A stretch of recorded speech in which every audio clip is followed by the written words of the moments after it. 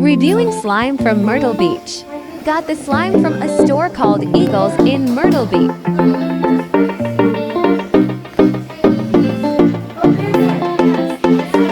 Time to open this thing up.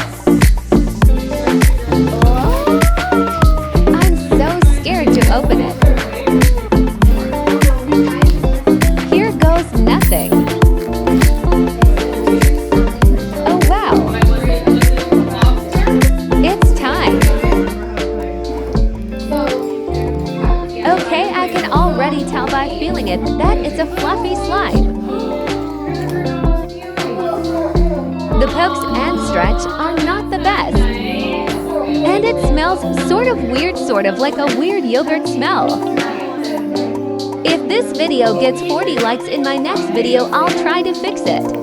I am definitely not used to fluffy slimes. If you want, pause the video and read the fun facts about this slime. Kind of disappointed that the twistiness in the stretching is 10%. Especially for a slime that's $5.99. But at least I did get a slime. And this is probably going to be easy to fix. I gotta be honest, the slime in the container looks so cute.